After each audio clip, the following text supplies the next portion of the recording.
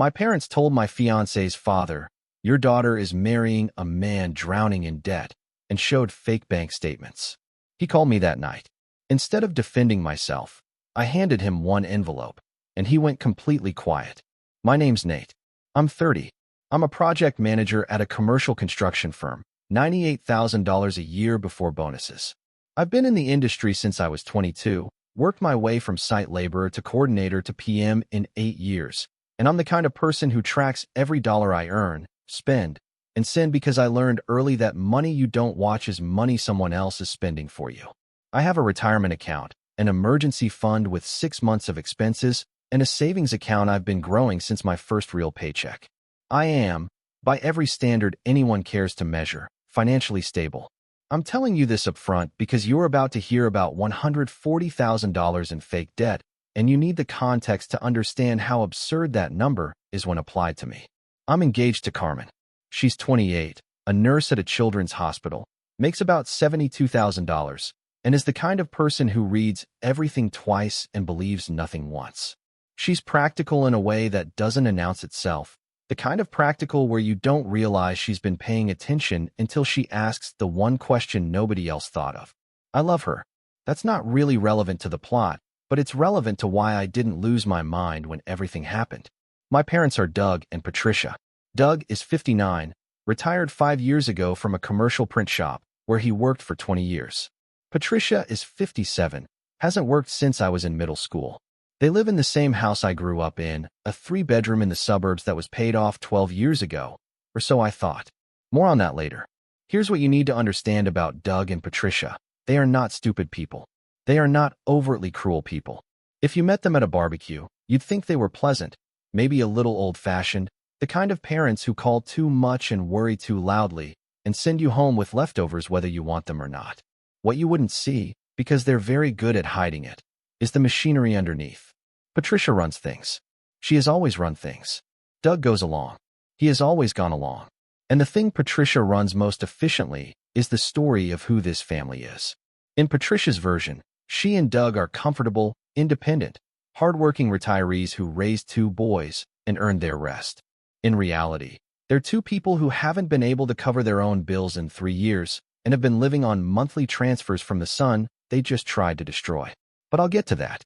My brother Kyle is 34. He lives with my parents. Has for 6 years. He works occasionally, which is a generous way of saying he doesn't work. His most recent job was a warehouse gig he quit after 3 weeks because the shifts didn't match his energy. I've never fully understood what Kyle's energy requires, but apparently it doesn't include employment. Kyle drives a car he can't afford, owes $34,000 across 4 credit cards and a personal loan, and has had his license suspended twice. He is, and I say this without cruelty because it's simply a measurement, the family project that never launched. The rocket that stays on the pad. The investment that only goes down.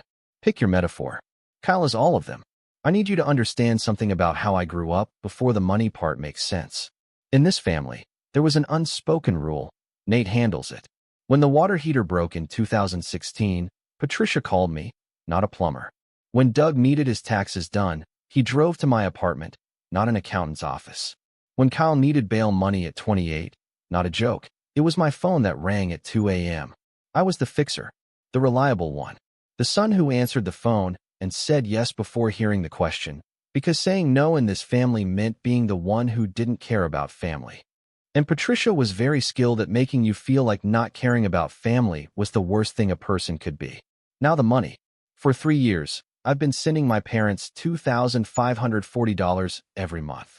$1,800 for their mortgage, because the house that was paid off actually had a second mortgage Doug took out 7 years ago that nobody told me about until the payments started bouncing. $240 for their car insurance, both vehicles, and $500 for miscellaneous expenses, which is the category you create when you don't want to say everything else your parents can't cover. I set up auto transfers. Same dates every month. I never missed one. $2,540 a month. $30,480 a year. Over 3 years, that's $91,440. I know because I eventually had to add it up, and the number made me sit down. But that's just the regular payments. There were also the emergencies. $3,200 when Patricia needed dental surgery and the insurance didn't cover the implant. $1,800 when Doug's car threw a transmission. $2,600 for a property tax shortfall that appeared out of nowhere. $4,400 for a new HVAC system when the old one died in August. When my accountant pulled the full history, the real total wasn't $91,440. It was $127,000. $127,000 sent to two people who told everyone they were comfortable and that I helped a little. And the $500 monthly for expenses. It didn't go where I thought it went. Bank records showed that Patricia transferred $450 of it every month to an account belonging to Kyle. She set up a pass-through to hide the fact that I was funding my brother's life too. $450 a month, 36 months, $16,200. I was supporting 3 people and only agreed to support 2. I didn't know any of this until 3 weeks before it mattered. Richard is the family's financial advisor. 15 years with my parents, 10 with me. He's the kind of man who wears the same 3 suits in rotation and has never once been wrong about a tax deadline. 3 weeks before everything happened, Doug called Richard and asked for a summary of my son's outstanding debts. Richard, who has managed my finances for a decade and knows I have 0 debt, recognized immediately that something was wrong. He called me that afternoon. "Your father asked me for something that doesn't exist," Richard said. "He wanted documentation of debts you don't have. I didn't provide it. But I think you need to prepare for whatever's coming." I didn't know what was coming. But I knew it was coming from my parents, and I knew it involved my money. And I'm a project manager, which means when I see a problem forming on the horizon, I don't wait for it to arrive. I build a plan. I spent that weekend assembling what I now call the envelope. A manila envelope. Inside, my real bank statements for the past 12 months. My investment portfolio summary. My tax returns. A letter from my employer confirming my salary and employment standing. The financial advisor's sworn notarized statement confirming my financial position and noting that Doug and Patricia's records show significant dependency on monthly transfers from a family member. And copies of the fake bank statements my parents hadn't delivered yet, which Richard obtained through a colleague Doug had contacted at a different firm to help create the documents. I had the fakes before my parents used them. I was 3 weeks ahead of my own ambush. I also put something else in the envelope. A handwritten letter addressed to Ed, Carmen's father, who I figured would eventually be the target. It said, "Ed, if you're reading this, it means my parents did what I was afraid they'd do. Everything in this envelope is real. Everything they showed you is not. I didn't know when it would happen. I just knew it would. I'm sorry you got pulled into this." I sealed the envelope and put it in my desk drawer. Then I waited. Carmen already knew something was wrong. 2 months earlier, while we were planning wedding finances, she noticed the auto transfers in my banking app: $1,800, $240, $500, same dates every month. She asked what they were. I said family stuff and changed the subject. She didn't push, but she screenshotted the transfers. She told me this later. She'd been sitting on her own evidence, waiting for me to tell her the truth. 3 months before the fake statements, Carmen was at a family dinner at my parents' house. She went to use the bathroom and passed the kitchen where Patricia was on the phone. Carmen heard her say, "He can't marry that girl. He won't be able to keep paying us if she starts asking questions." Carmen froze. She didn't confront anyone. She filed it away. Then, 10 days before the fake documents were delivered, Carmen did something deliberate. At a Sunday dinner, she casually mentioned that we were planning to combine all finances after the wedding and review everything together as a couple. She said it warmly, like it was exciting news. Then she watched. Patricia's face went white for about 2 seconds. Doug changed the subject within 30 seconds. Kyle left the table to make a call. The fake documents were delivered to Ed 10 days later.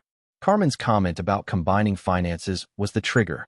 They panicked because merged finances meant Carmen would see the $2,540 a month, and the entire dependency structure, including the Kyle pass-through, would be exposed. They didn't attack because they hated Carmen. They attacked because Carmen was about to find the receipt. Doug made the documents himself. 20 years at a commercial print shop gives you the software knowledge, the paper stock, and the formatting instincts to produce documents that look institutional. He used heavyweight paper he'd kept from the shop, a font set that matched the bank's actual statements, In transaction histories, he fabricated line by line showing $140,000 in debt across credit cards, personal loans, and a second mortgage that doesn't exist. The documents were professional quality. They would have fooled most people. They didn't fool Ed. Ed is Carmen's father. Retired contractor, 62, built his own company from a pickup truck and a tool belt, sold it for enough to retire at 58.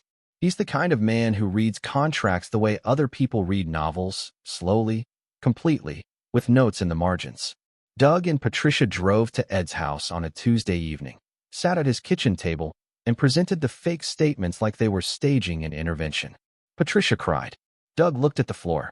They told Ed their son was drowning in $140,000 of debt, and they were terrified that Carmen was walking into a financial disaster. Ed listened. He looked at the documents. He asked 3 questions. Then he thanked them for coming and said he'd think about it. He called me at 9:47 p.m. Your parents came to my house tonight, Ed said. They showed me bank statements. They say you're $140,000 in debt. I'm giving you one chance to tell me the truth. I said, come over. Bring the documents they showed you. I have something you need to see. Ed drove 30 minutes to my apartment. He walked in with his coat still on, holding the fake statements in a folder, and his face had the particular expression of a man who built a business with his hands and does not appreciate having his intelligence tested. He didn't sit down. He stood in my living room and said, show me. I walked to my desk, opened the drawer, and handed him the envelope. He sat down then. At the kitchen table, he opened the envelope methodically, the way he'd open a blueprint, and he laid each document out side by side. Real bank statements on the left, fake bank statements on the right. He read each pair, line by line, moving his finger across the numbers the way a man does when he's been reading financial documents for 40 years and doesn't need a calculator to know when something doesn't add up. He read the investment summary. He read the tax returns. He read Richard's sworn statement. And when he got to the line about significant dependency on transfers from a family member, he stopped and reread it twice. He read the copies of the fake documents I already had, the ones that matched exactly what Doug and Patricia had presented at his kitchen table, and I could see him processing the fact that I'd had these before he did, that I'd known what was coming and prepared for it. Then he found the handwritten letter at the bottom and read it. He read it again. He put it down and looked at me for a long time without speaking. Ed didn't shout. Ed doesn't shout. He pulled out a small notepad from his shirt pocket, the kind with the wire spiral at the top that contractors use on job sites, and he started writing. He listed every financial claim Doug and Patricia had made. He cross-referenced each one with my real documents. He calculated the $127,000 I'd sent to my parents over 3 years, writing each category and amount on its own line. Mortgage payments, car insurance, monthly expenses, dental surgery, car transmission, property tax, HVAC.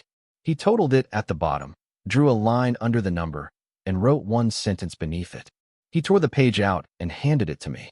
It read, "You've been supporting 2 adults who just tried to make my daughter marry a lie."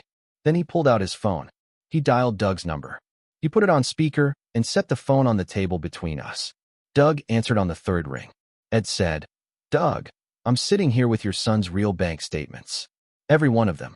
You want to tell me why the ones you showed me yesterday don't match a single number?" Doug stammered. I could hear Patricia in the background grabbing for the phone. She got it. She started explaining that the documents were from a different account and that there was a misunderstanding. Ed said, "Ma'am, I'm a retired contractor. I've read more fraudulent invoices than you've cooked dinners. Don't insult me." He hung up. Total call, 90 seconds. Ed looked at me and said, "We're going to handle this. Together." Slowly. That night, I told Carmen everything. Not just about the fake statements. About the $2,540 a month. The $127,000 total. The Kyle pass-through. The dental surgery, the car, the HVAC, all of it.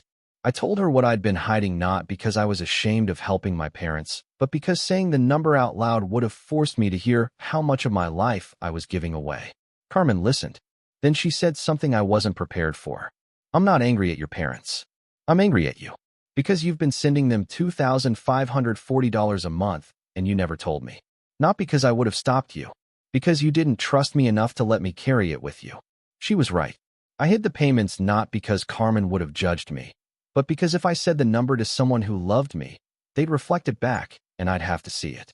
She sat next to me and said, "We're partners now. That means your weight is my weight. But I need you to stop carrying things alone like it's still your job." It wasn't a fight. It was the truth delivered without padding. Then she did what Carmen does. She pulled out a notepad, and she did the math. Not just the monthly payments, the emergencies, the extras, the Kyle pass-through. She wrote the total on a piece of paper, circled it, and put it in front of me. $127,000. Then she wrote what that money could have been: a down payment, a fully funded emergency account, 3 years of maxed retirement contributions. She didn't say I wasted it. She said, "This is what your love cost when your family priced it by the month." I keep that piece of paper. It's in the desk drawer next to the envelope. Patricia's response was immediate and predictable. She drove to Carmen's parents' house at 9 p.m. uninvited, crying, telling Irene that I was cutting them off and that that girl was destroying the family. Irene, Carmen's mother, a retired school principal who spent 30 years handling manipulative parents professionally, listened for exactly 4 minutes. Then she said, "Mrs. Henderson, my daughter didn't create your financial problems. Your son has been solving them. And you thanked him by lying to my husband. I think you should go home." Patricia left. But she didn't stop. She launched a phone campaign, calling aunts, uncles, cousins, family friends, telling everyone I'd been brainwashed by Carmen's family. 3 relatives called me. I sent each of them the same thing: a PDF with my real statements, the fakes my parents made, and Richard's sworn statement. Within 48 hours, every person Patricia called went silent. 2 called back to apologize. My Uncle Frank called Patricia directly and said, "I saw the documents. Both sets. Don't call me again until you're ready to tell the truth." My Aunt Vera, Doug's sister, called me separately. She said, "I've been watching your parents do this for 30 years. They did it to your uncle when he married outside the family. They did it to your cousin when she moved away. You're just the first one who had an envelope." Vera started calling the same relatives Patricia had contacted, providing counter-testimony. Within 2 weeks, the family narrative flipped. My childhood friend Marco reached out around the same time. He drifted away 2 years ago after Patricia told him I'd changed since meeting that girl, and that Carmen was isolating me from my friends. Marco believed it. He pulled away without ever calling to check. He told me, "I should have called you directly. I believed your mom because she sounded like a worried mother. I didn't realize she was a managing one." We reconnected.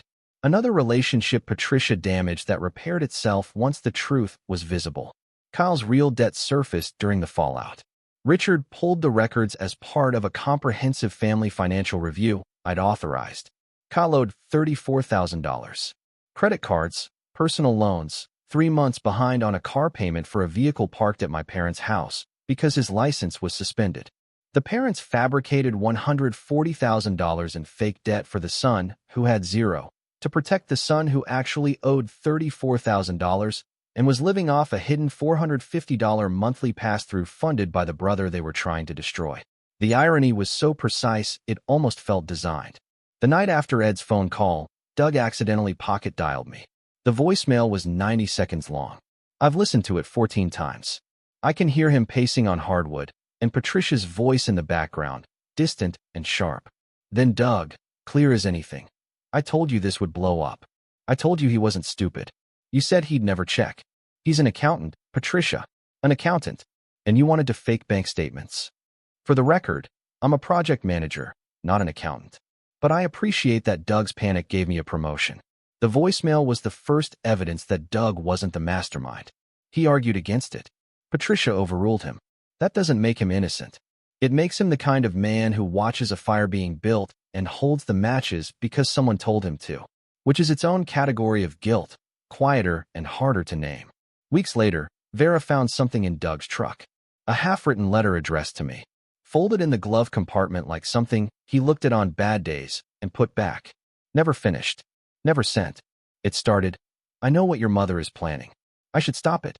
I don't know how to stop her without losing her, and I don't know how to keep her without losing you.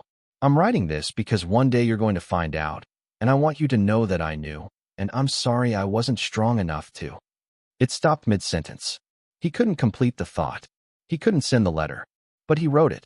And when I read it at my kitchen table with Carmen next to me, something shifted in how I understand my father. Not forgiveness. Something smaller than forgiveness and heavier than nothing. Recognition that he was trapped in a different room of the same house for a longer time, and his weakness wasn't cruelty, it was cowardice, and I haven't finished deciding which is worse. Some days I think cowardice is the quieter crime. Other days I think it's the louder one, because at least cruelty makes a choice. Cowardice just watches. Vera also told me Doug had been secretly applying for part-time jobs for 4 months before any of this happened. Hardware stores, auto parts shops, Home Depot. Rejected from all of them. He's 59 and hasn't worked in 5 years. He knew the money from me wouldn't last forever. He was trying to build an exit before Patricia's plan destroyed the entrance. He failed, but he was trying, and nobody knew. Kyle, meanwhile, gave me access to the family computer, trying to minimize his own consequences. Patricia's browser history told the rest of the story. 2 months of searches, how to create realistic bank statements. What does $140,000 debt look like? How to make fake financial documents. And the one that sealed it, searched at 11:47 p.m. 3 nights before the documents went to Ed. Can you go to jail for fake bank documents? She Googled whether it was illegal. She found out it was. She did it anyway.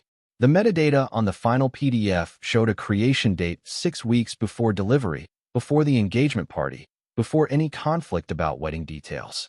She started building the forgery before there was a wedding to destroy. It wasn't retaliation. It was preemptive demolition. Richard formally terminated his advisory relationship with my parents after everything surfaced. 15 years, ended in 1 paragraph. The letter said he couldn't continue advising clients who fabricated financial documents to harm a family member whose real position he'd verified and maintained for a decade. He also provided me with a summary of my parents' actual finances. Without my $2,540 a month, they have a monthly shortfall of $1,900. Their savings, $4,200. Their retirement fund, $11,000. They'd been living entirely on my labor and presenting themselves as comfortable retirees. The fake statements weren't just a lie about me. They were projection. They accused their son of being what they actually are. The wedding happened. I invited Doug and Patricia. Carmen asked me if I was sure. I said I was. Not out of forgiveness. Out of precision. I wanted them to see what they'd tried to stop from the back of the room, in chairs that were as far from the front as geometry allowed. No speeches. No family table. No mother-son dance. No corsage for Patricia. No boutonniere for Doug. They arrived in clothes they'd clearly spent money on, money they didn't have, and sat in the last row of a venue where Carmen's family filled the first 6 rows, and their side had 2 chairs and a gap the size of a decision they made at Ed's kitchen table. Ed walked Carmen down the aisle. Irene sat in the front row holding a tissue she never used because Irene doesn't cry in public. She cries in the car on the way home. Marco was in the 3rd row, back in my life for the first time in 2 years, looking slightly overwhelmed by how much had changed since Patricia convinced him I'd become someone I never was. During the reception, Doug approached me near the bar. He was holding a glass of water, not drinking it, just holding it the way people hold things when they need their hands to be busy. He said, "This isn't right, Nate. We're your parents. We should be up there." I looked at him for a moment. Then I said, "You're my guests. My parents would have been at the front." He opened his mouth, closed it, nodded once, walked back to Patricia, who was sitting with her purse on her lap, like she was waiting for a bus. That distinction, guest versus parent in your own son's wedding, is not something you recover from quickly. Some people never recover from it at all. I'm not sure Doug has. After the wedding, I restructured the payments. I didn't go to zero. I went to $600 a month, paid directly to the mortgage company. Not to Doug, not to Patricia, not to any account they could redirect to Kyle or convert to something that wasn't a roof over their heads. Direct to the lender. A receipt sent to me each month confirming the payment was applied to their balance and nothing else. I called Doug to explain. I said, "This is a runway, not a lifestyle." 18 months. In 18 months, the payments stop completely. You find income. You downsize. You figure out whatever you need to figure out. But you figure it out without my name on the check. He was quiet for a while. Then he said, "That's fair." First time in my life my father used that word, and I believed he meant it. It wasn't revenge. Revenge would have been zero. This was a deadline. And deadlines are the first thing you give someone when you're serious about them standing on their own feet instead of yours. Where things stand. Patricia is still in the house. Doug sleeps in the guest room and has been for months, which Vera tells me is the most honest arrangement they've had in 30 years of marriage. Two people in separate rooms finally living the distance that was always there. Kyle moved out after his car got repossessed, the car he was paying for with money that traced back to my $500 monthly expenses through his mother's pass-through. He's working night shifts at a distribution warehouse. First real job in 6 years. Vera says he hates it. I say most people hate their first real job. That's what makes it real. The $450 pass-through stopped the same day the regular payments were restructured. Kyle called me once, about a month after the wedding, the first time he'd called me directly in years. He said, "Mom said you'd come around eventually." I said, "She was wrong about that the same way she was wrong about the bank statements." He hung up. We haven't spoken since. I don't lose sleep over it. Kyle has been sleeping in a bed my money paid for since before he stopped trying, and the fact that the mattress is now his problem is the most equitable outcome I can imagine. Patricia hasn't called me since the phone campaign failed. The relatives she contacted are either on my side or silent, which in this family amounts to the same thing. Her best weapon was always the narrative, the story she told about who we were, and once the PDF went out, once the real numbers were next to the fake ones on the same screen, the narrative collapsed and nothing she said after that landed the same way. You can't be the worried mother once people have seen the spreadsheet. Doug called once, 3 months after the wedding. He didn't ask for money. He asked if he could meet Carmen. Not to apologize to her. To thank her. He said, "She made you strong enough to stop paying for my weakness." I agreed to one dinner. Just Doug. It was awkward and incomplete and nobody ordered dessert, and the conversation hit walls every few minutes where nobody knew what to say next. But he showed up. He didn't bring Patricia. He didn't mention the fake statements. He didn't ask when the payments would go back to normal. He just sat across from my fiancée, now my wife, and said thank you in a voice that sounded like it had been practicing the word in the guest room for weeks. It wasn't forgiveness. It was the beginning of something smaller than that, something I don't have a name for yet. Maybe I don't need one. Richard took me on as a standalone client. Resigned formally from Doug and Patricia. 15 years ended in one paragraph. He revealed their real financial position as part of the separation. For $1,200 in savings, $11,000 in retirement, monthly shortfall of $1,900 without my contributions. Two people in their late 50s with no financial advisor, no monthly support, and no strategy beyond hoping their son would come back. The fake debt documents were projection. They accused me of being what they actually are. The $2,540 that used to leave my account every month now stays. Combined with Carmen's income and 8 months of aggressive saving, we put a down payment on a house. The monthly payment that used to fund my parents' mortgage now funds ours. Ed comes over on Saturdays to help with projects. He doesn't call first. He just shows up in his truck with tools and a coffee from the gas station and asks what needs doing. Last week it was the backyard fence, 6-foot cedar, 40 linear feet. We worked in silence for the first hour, the kind of silence that exists between two men who've been through something together and no longer need to narrate it. Posts. Concrete. Level. Repeat. The rhythm of building something that didn't exist before you decided to put it there. He stopped about halfway through, wiped his forehead with his sleeve, and looked at the house. Not at the fence. At the house. The whole thing. The windows Carmen picked. The front door I painted myself on a Sunday. The driveway where my truck sits next to Carmen's car. He looked at it the way a man looks at a finished project, which is to say with satisfaction and a little bit of grief for how long it took to get started. You know what this place cost you? 3 years of supporting people who didn't want you to have it. I know.